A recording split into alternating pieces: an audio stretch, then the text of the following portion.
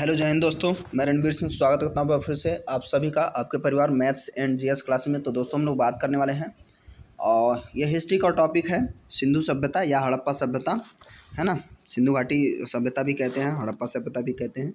तो इसको हम लोग कवर करने वाले हैं और ये जो है पूरा आपका मतलब ये पूरा एक ही वीडियो रहेगा, लेकिन इसके पार्ट 1 से 2 हो जाएंगे, यानी कि लगभग 100 सवा 100 क्वेश्चन होंगे जिसमें आपका हड़प्पा सभ्यता टोटली कंप्लीट हो जाएगा, ठीक है। और यदि आप पहले से बिल्कुल नहीं पढ़े हुए हैं तो भी आपके लिए काफ़ी हेल्पफुल रहेगा, लगभग आपका पूरा टॉपिक कवर हो जाएगा। तो इसको एंड तक देखें, सभी छोटे बड़े एग्ज़ाम के लिए महत्वपूर्ण रहेगा, चाहे यूपीएससी हो, स्टेट पीसीएस हो या कोई भी छोटा exam, SSC, GD, UPP, UPSI, सभी के लिए, ठीक है। छोटे बड़े सभी एग्जाम के लिए काफ़ी इंपॉर्टेंट रहेगा। तो वीडियो को शुरू करते हैं। उससे पहले यदि आप चैनल पर नए हैं तो चैनल को सब्सक्राइब कर लें, साथ साथ नोटिफिकेशन बेल को हिट कर लें, जिससे आपको मिल सकेगा नोटिफिकेशन सबसे पहले।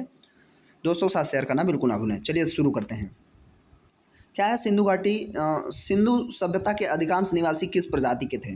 देखिए सिंधु, अब पूछा जाता है कि सिंधु सभ्यता में कौन कौन से प्रजाति के निवासी थे या किस किस, आमतौर पर प्रजातियां ही कहते हैं इनको, है ना।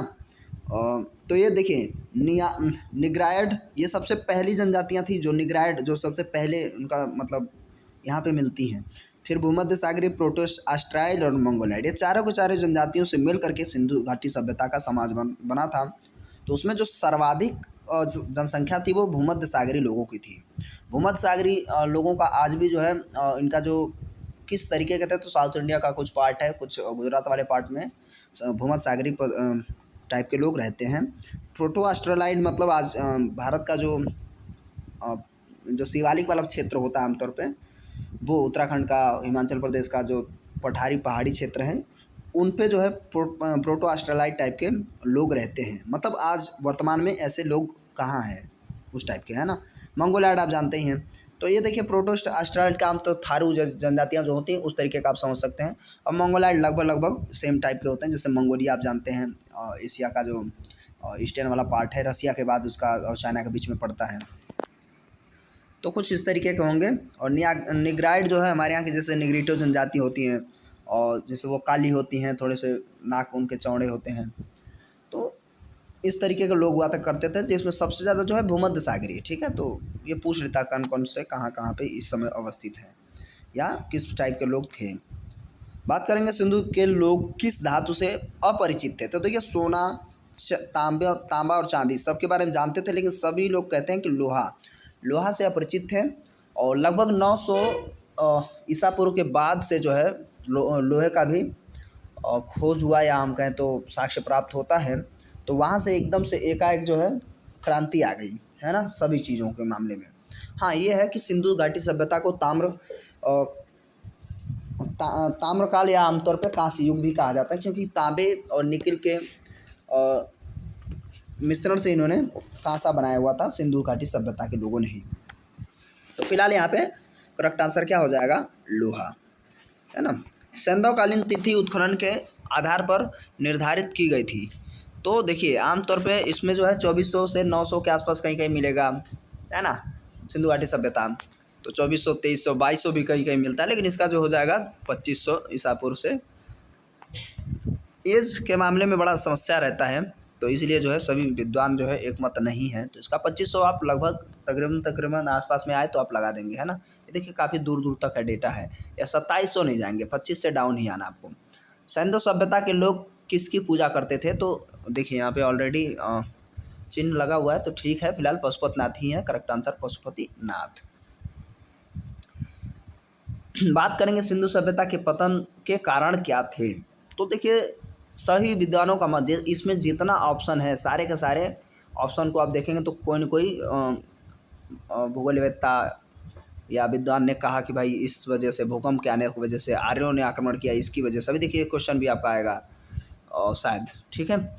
जलवायु परिवर्तन की वजह से, कोई कहेगा सूखा की वजह से, कोई कहेगा बाढ़ की वजह से। तो कोई में इसमें जो है सबसे ज़्यादा सर्वमान्य जो माना गया बाढ़ की वजह से, तो इसका आप यहाँ पे करेक्ट आंसर बाढ़ आना ही लगाएंगे, है ना। पर्सनली मैं अपनी बात करूँ तो मुझे नहीं लगता है कि बाढ़ की वजह से, शायद सूखे की वजह से ही सिंधु घाटी सभ्यता, क्योंकि देखिए जितने भी साक्ष्य प्राप्त हुए सुसज्जित रहे, है ना। सुसज्जित, बाढ़ आएगी तो कोई भी चीज़ किचन में सुसज्जित नहीं रहेगा, मटके सुसज्जित नहीं रहेंगे, टेराकोटा सुसज्जित नहीं रहेगा, टूट फूट जाएगा, बह जाएगा। तो चलिए उससे हमसे क्या मतलब, करेक्ट आंसर अब जो है बाढ़ का आना ही लगाएंगे।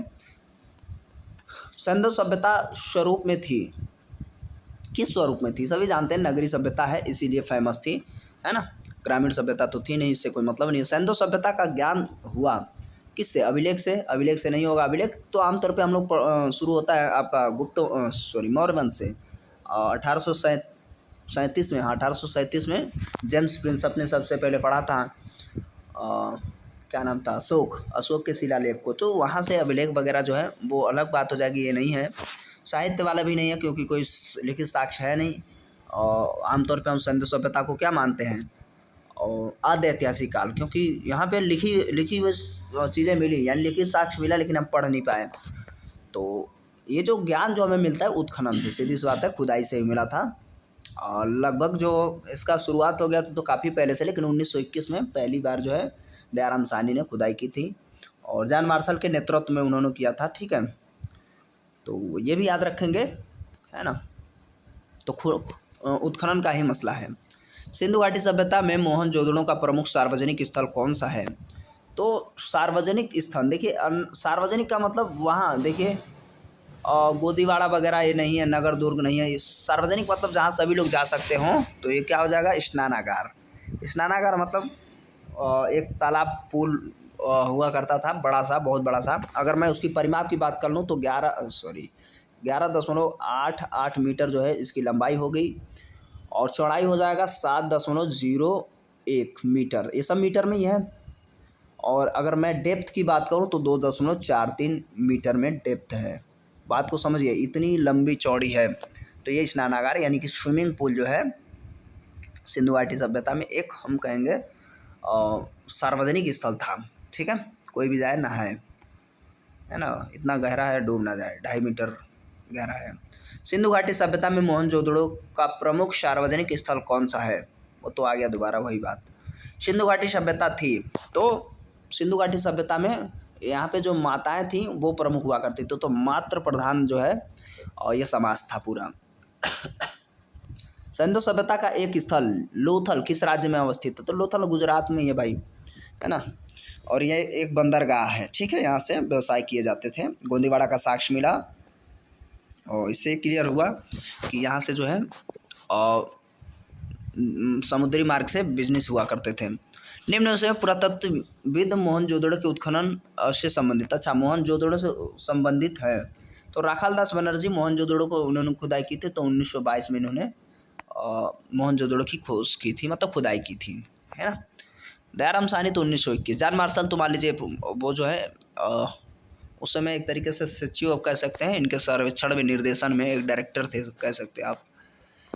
सिंधु सभ्यता का निम्नलिखित में से किससे व्यापार संबंध था? व्यापार संबंध देखिए सुमेरों से भी था, ईरान और बहरीन, यानी इन सभी से व्यावसायिक संबंध हुआ करते थे सिंधु सभ्यता के लोगों का।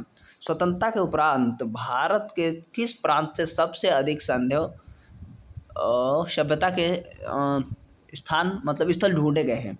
तो सबसे ज़्यादा जो है हमारे यहाँ गुजरात से और इसका ढूंढा गया है। लगभग 80+ के आसपास जो है स्थल ढूंढे गए हैं सिर्फ गुजरात से। अगर मैं बात करूँ स्वतंत्रता से पहले, तो 1947 से पहले टोटल मात्र और मात्र बड़े छोटे मिला के मतलब आमतौर पे मुख्यतः 40 ही स्थल थे जो ढूंढे गए थे। आफ्टर डिवाइडेशन और हम लोग देखते हैं कि अब जो है 1400 के आसपास स्थल ढूंढे जा चुके हैं। तो लगभग 1100 के आसपास जो है ना भारत वाले क्षेत्र में, और भारत के उस क्षेत्र में जैसे हमारे पहले जो है गंगा और नर्मदा या हम कह लें आपका सिंधु नदी के बीच का जो एरिया है राजस्थान हरियाणा वाले क्षेत्र से एक नदी बहती थी जिसका नाम है सरस्वती। तो अब वो क्या हो गई है, समाहित हो गई, मतलब विलुप्त हो गई है। तो उसी के आसपास जो है सबसे ज़्यादा लगभग 1100 के आसपास जो है उसी वाले एरिया में पूरा गंगा घाटी से लेकर के सिंधु के बीच में हमें स्थल प्राप्त होते हैं। तो इसलिए कुछ विद्वान जो है अब सिंधु घाटी सभ्यता को क्या कहते हैं, सिंधु सरस्वती सभ्यता, या आमतौर पर सीधा सरस्वती सभ्यता भी कह लिया जाता है। सरस्वती नदी सभ्यता है ना, सिंधु घाटी सभ्यता तो सरस्वती घाटी सभ्यता भी कह लिया जाता है। तो ये आमतौर पर कहा जाता है। शायद अगर कुछ ऐसा पूछ ले तो आप बता पाएँ। हाँ, तो आगे चलते हैं। निम्न में से कौन सी प्राचीन सभ्यताएं सिंधु सभ्यता की समकालीन थी? तो मिस्र की इजिप्ट वाली जो सभ्यता थी सुमेरों की भी सभ्यता थी, चूँकि बिजनेस भी तो मेसोपोटामिया में, यानी कि सारे के सारे जो है मिस्र के ज़माने के ही थे। अच्छा, एक चीज़ आप ध्यान से समझेंगे, मिस्र है, मेसोपोटामिया है, इन सब से जो है ना बहुत बड़ा हुआ करता था और सिंधु सभ्यता, ठीक है, काफ़ी बड़ा हुआ करता था सिंधु सभ्यता। हाँ, तो अगर हम बात कर लें और कहाँ चला गया, समकालीन थी। हाँ, मैं ये बात कर रहा था कि सिंधु सभ्यता की, तो देखिए यहाँ पे जो मिस्र है, मिस्र से लगभग 20 गुना बड़ा है सिंधु घाटी सभ्यता, और मिस्र के साथ साथ मेसोपोटामिया को जोड़ दे तब भी लगभग 12 गुना बड़ा हो जाएगा आपका सिंधु घाटी सभ्यता। काफ़ी बड़ा हुआ करता था। और इसको हम अगर बात करें तो इसका लगभग जो है 12,99,600 वर्ग किलोमीटर का जो है क्षेत्रफल टोटल है। लेकिन ये बाद में और भी बढ़ा है ना, बाद में जब हम और आज़ादी के बाद स्थल ढूंढे गए, है ना, तो अब टोटल अगर हम बात करें मोटा मोटी तो लगभग 1500 आसपास के स्थल हो मिल चुके हैं। पहले देखिए कितने थे, लगभग 40 के आसपास ही थे। तो अब जो है लगभग 20 लाख वर्ग किलोमीटर के आसपास जो है एरिया है। लेकिन आपको डेटा, लिखित डेटा आपको 12,99,600 वर्ग किलोमीटर के आसपास ही याद रखना है। ओके, चलिए आगे बात कर रहे हैं हम लोग, थोड़ा सा ज़्यादा इधर चले जा रहे हैं। हाँ, किस पुरातत्वविद ने इस मत पर जोर दिया कि सिंधु सभ्यता का विनाश आक्रमणकारियों आर्यों ने किया था? तो देखिए मैंने कहा था ना आक्रमणकारी आर्यों ने किया था, ये कहेंगे भाई साहब, तो मार्टिन व्हीलर ने, इनका नाम थोड़ा सा आपको यहाँ पे गड़बड़ दिख रहा होगा, तो मार्टिन व्हीलर ने बताया कि जो सिंधु सभ्यता का विनाश हुआ वो आक्रमणकारियों की वजह से हुआ। जो आक्रमणकारी थे वो आर्य थे। तो मार्टियर व्हीलर याद रखेंगे। सिंधु सभ्यता का, चलिए आगे देखते हैं, शायद ये हो क्वेश्चन। हाँ, सिंधु सभ्यता का कौन सा स्थल समुद्री व्यापार का मुख्य केंद्र माना जाता है? तो देखिए समुद्री व्यापार, तो आमतौर पे समुद्री व्यापार के लिए मैंने पहले ही बताया था, गोदीवाड़ा का साक्ष्य मिला था लोथल में, तो गुजरात के लोथल को सबसे ज़्यादा व्यापारिक मामले, चूँकि ये यही तो है कालीबंगन आपका इधर हरियाणा वाले क्षेत्र से लेके हरियाणा, राजस्थान, ये पाकिस्तान वाले क्षेत्र में, तो ये सब क्या हो जाएगा, ये तो अंदर स्थलीय वाले क्षेत्र में है। और लोथल क्या है, समंदर के क्षेत्र पे, और यहीं से क्या होता था, समुद्री व्यापार किए जाते थे। सिंधु सभ्यता मानव इतिहास के किस काल से संबंधित है? तो समय शब्द पर पूर्व पाषाण काल से कोई मतलब नहीं है, नवपाषाण नहीं, ऐतिहासिक काल भी नहीं, तो क्या है, आद्य ऐतिहासिक काल। क्यों? क्योंकि यहाँ पे हमें साक्ष्य मिला लेकिन हम नहीं पढ़ पाए, तो वही होता है आद्य ऐतिहासिक काल। और प्राग ऐतिहासिक काल जो होता है वो सब, या पाषाण काल हम कह लेते हैं आमतौर पे, तो वो और समय काल या प्रागैतिहासिक काल या पाषाण काल जो भी कह लीजिए, जिसमें ना तो कोई साक्ष्य मिला लिखित रूप में और ना हम पढ़ पाए, सिर्फ और सिर्फ हम किस पे डिपेंड थे, और साक्ष्यों पर, पुरातात्विक साक्ष्यों पर। हालांकि आद्य ऐतिहासिक काल में भी हम साक्ष्यों पर ही डिपेंड होते हैं, लेकिन इसमें लिखित साक्ष्य मिलता ज़रूर है, हम खुद नहीं पढ़ पाए, वो मेरी मतलब हम सबकी गलती होती है। ऐतिहासिक में लिखित साक्ष्य भी मिलता है और हम पढ़ भी पाते हैं। निम्न में से कौन पुरातात्विक हड़प्पा और मोहनजोदड़ो के उत्खनन से संबंधित नहीं है? तो देखिए यहाँ पे आपको MS वत्स को याद रखना है, इन्होंने मदद की थी दयाराम साहनी और राखालदास बनर्जी की। तो यहाँ पे HC सांकलिया जो है वो नहीं थे, तो करेक्ट आंसर सांकलिया साहब हो जाएंगे। संबंधित बोला है, संबंधित नहीं है, ओके, बस संबंधित थे। प्रसिद्ध कांस्य नर्तकी किस स्थान से प्राप्त होती है? तो ये मोहनजोदड़ो से प्रसिद्ध कांस्य नर्तकी प्राप्त हुई थी। और आमतौर पे पूछ लिया जाता है कि कांस्य की ये नग्न मूर्ति थी, प्रतिमा थी, ठीक है, तो इस तरीके से भी क्वेश्चन पूछ लिया जाता, तो ये भी आपको याद रखना है। ओके, तो हाँ ठीक है, हम लोग आगे बढ़ते हैं। सिंधु सभ्यता किस स्थल से घोड़े के अवशेष प्राप्त होते हैं? तो सुरकोटदा से घोड़े के साक्ष्य प्राप्त होते हैं, ये याद रखना है। आगे बढ़ते हैं हम लोग। सिंधु घाटी की सभ्यता के बारे में एक सही कथन बताना है। सही कथन क्या है, यहाँ शहरी जीवन था, तो यही वाला सही है, बाकी देख लेते हैं। ये सही तो है, ये विदेशी व्यापार उन्नति पर था, ये भी तो सही है। मात्र देवी यानी कि सारे के सारे सही, तो यहाँ पे आगे बढ़ के देख लेना चाहिए, यानी कि पहले मार के चलेगा तो पता चला गलत हो गया, बाकी 3 भी तो सकते हैं। तो करेक्ट आंसर इसका उपरोक्त सभी। मोहनजोदड़ो कहाँ पर है?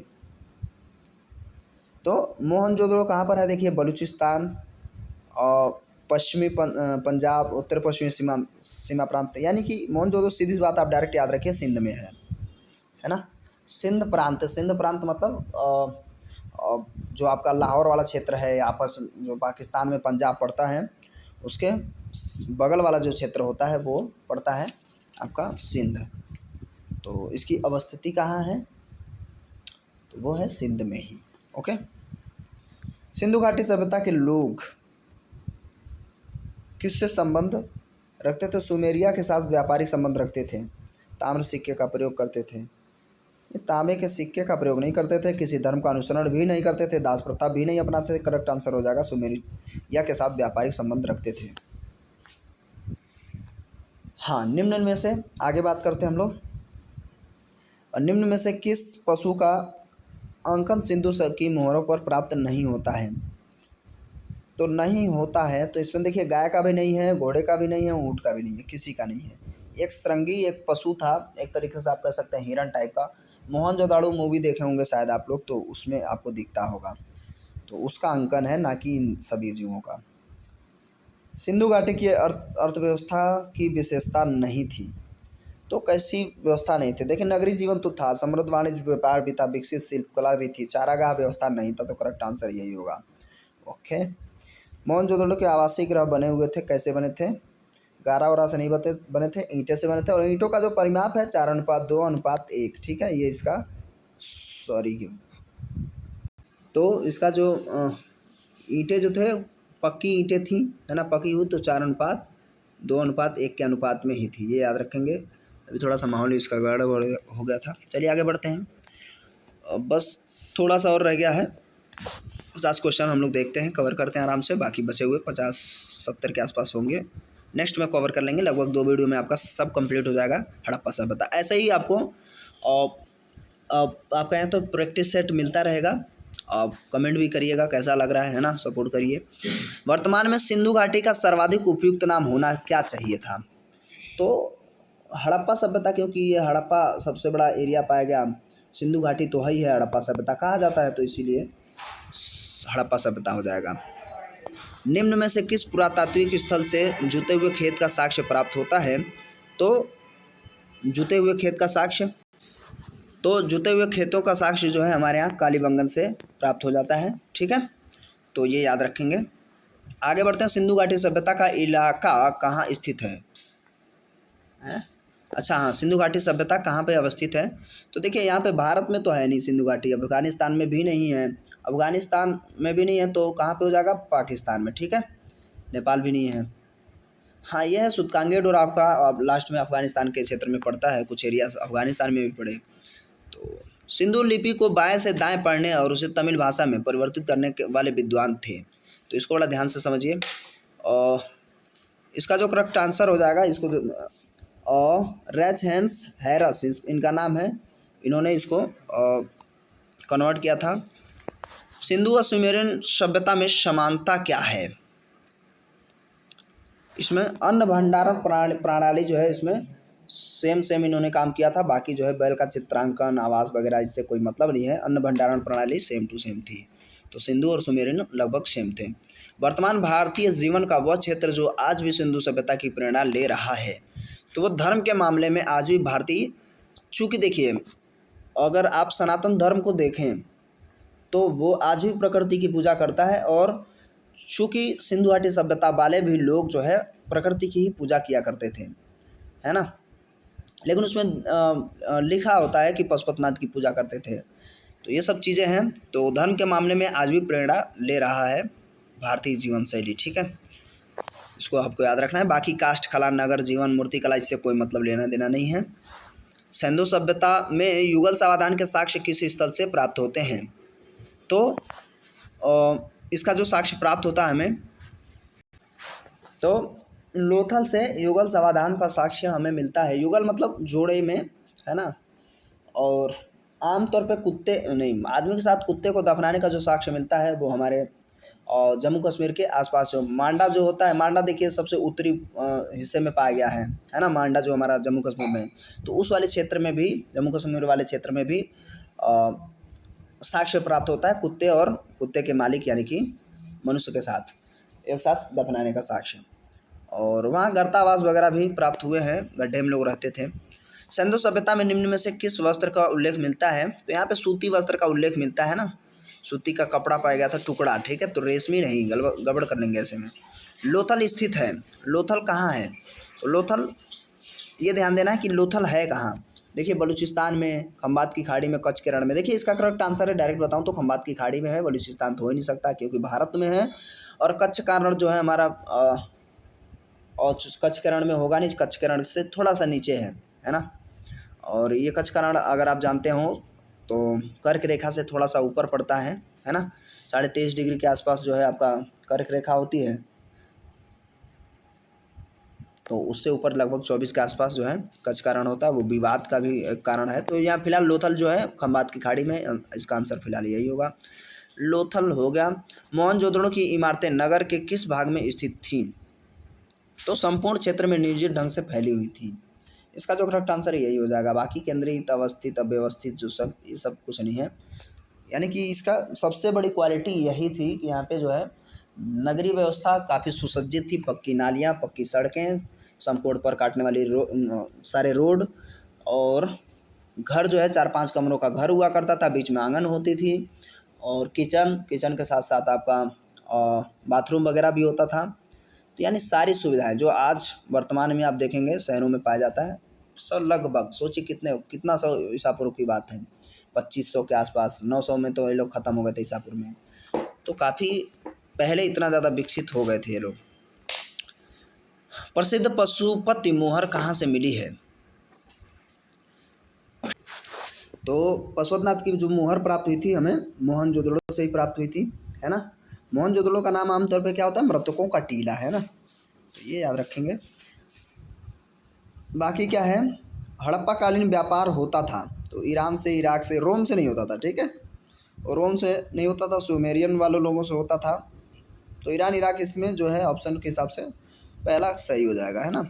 इजिप्ट, मिस्र वगैरह वाले क्षेत्र से तो उधर होता ही था। हड़प्पा के माप ईंटों का, देखिए यहाँ पे ईंटों का माप दे ही दिया। देखिए मैं बताता 4:2:1, कोई दिक्कत नहीं है, ये 1:2:4 है, तो आपको अनुपात याद रखना है, तो ये भी करेक्ट आंसर हो जाएगा आपका, ठीक है।